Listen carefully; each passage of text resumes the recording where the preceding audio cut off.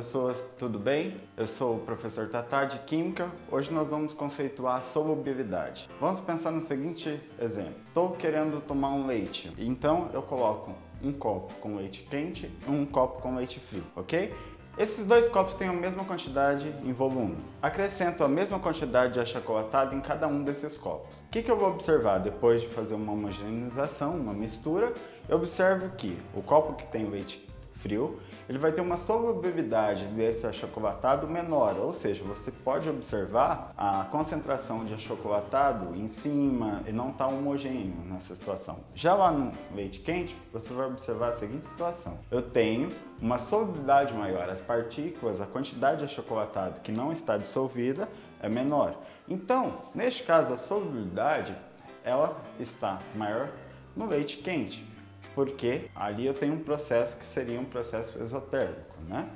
Bom, alinhado a isso, nós temos que ter o conceito de solubilidade, né? E a solubilidade, neste caso do leite e como leite frio com leite quente, eu tenho um conceito que é solução. Bom, o que vem a ser a solução? A solução vem a ser uma mistura homogênea, ou seja, se é homogêneo eu tenho somente uma fase. Neste caso do leite, quem que está dissolvendo ali? Eu tenho o solvente, que nesse caso seria o leite. Por quê? Porque ele está dissolvendo o achocolatado. Então o achocolatado, ele começa a perder as suas características ali e está dissolvida nesse leite. A mesma coisa de fazer um suco, né? Quando você faz um suco, aqueles de pó, você coloca o pó na água e esse pó vai sendo dissolvido.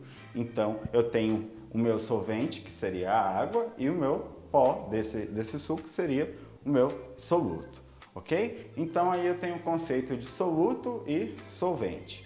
No caso lá do leite quente e do leite frio, eu tenho a situação que o leite vai variar com a temperatura, a solubilidade do leite vai variar com a temperatura. Então nesse caso, o leite quente, o achocolatado ali está mais solúvel do que no leite frio.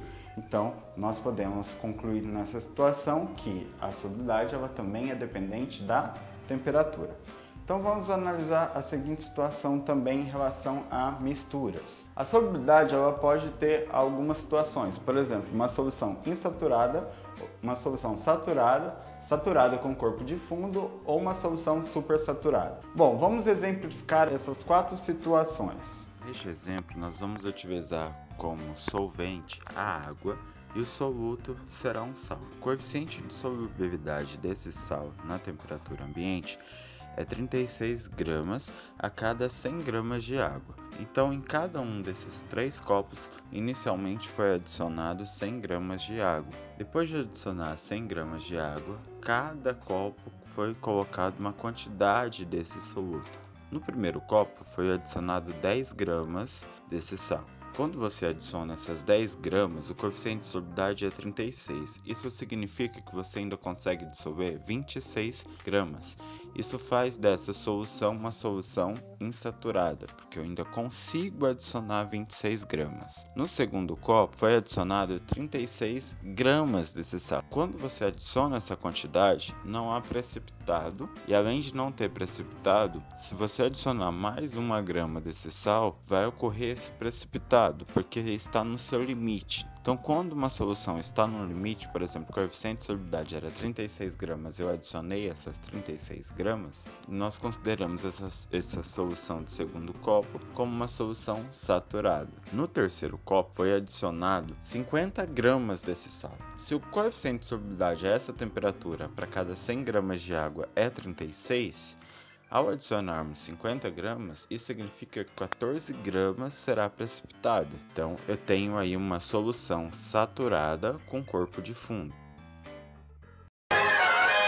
Agora, para uma solução supersaturada, nós temos que imaginar a seguinte situação. Ainda no exemplo das 36 gramas desse sal, o exemplo anterior foi dado em temperatura ambiente. Então vamos supor que eu aqueço essa solução. Conforme eu aqueço essa solução, por exemplo, chega a 50 graus Celsius, essa solubilidade ela é maior, vamos supor que ela seja na casa de 42 gramas. Então eu consigo dissolver em 50 graus 42 gramas desse sal. Então eu pego e esfrio essa solução novamente, sem perturbação. Hora que ela esfria, e volta, por exemplo, à temperatura ambiente, não tem nenhum tipo de perturbação, essas 42 gramas elas vão estar dissolvidas.